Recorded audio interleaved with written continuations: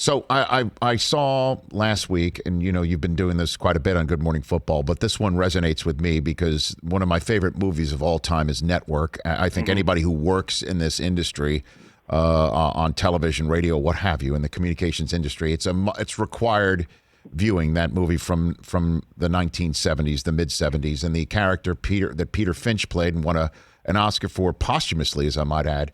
The newsman Howard Beale, who went crazy on the air, and the rest of the country actually kind of loved it because he was a plain speaker. I mean, the number of items from this film that actually saw the future is truly insane. But you've taken to, on Good Morning Football, using famous movie soliloquies and speeches to inspire teams, and you did that for the Cleveland Browns this past week. I did. Correct? Where you got a trench coat, right? I assume that's not your trench coat that was provided to you, right? You got a rain trench coat? It's so funny you say that, Rich. The hardest part of that whole thing, it wasn't the execution or the idea, the conceptualizing. It was finding a damn trench coat. I mean, I was asking anybody I could think of, do you have a trench coat? Do you have an old London fog?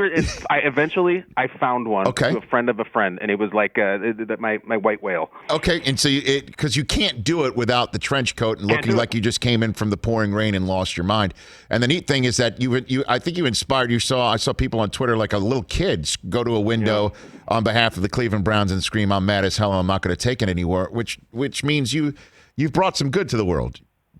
I tried. Kyle. I thought it was really cool. And Rich, I think you would really appreciate the behind the music of how that came together, because it's interesting from a generational standpoint. Yes. I was speaking to one of our producers about, or here's what I want to do. I think I want to do the network speech, and I'm going to pick the Browns to beat the Steelers. And this producer, I'd say he's maybe 30, and he says, "What's the network speech?" Oh, my. And I go, I'm mad as hell, and I'm not going to take it anymore. And he goes, "I honestly don't know what that is." I send him the link. He watches it. No. And his feedback, which I respect, was, "I don't know if you want to go with this. Like, I don't know this. My generation doesn't know. I don't think this will be big online." And I said, "You know what? I don't care. Of course I don't want it to be big online. Of course I want it to be big online. But this is more important than that. This is that the message comes first."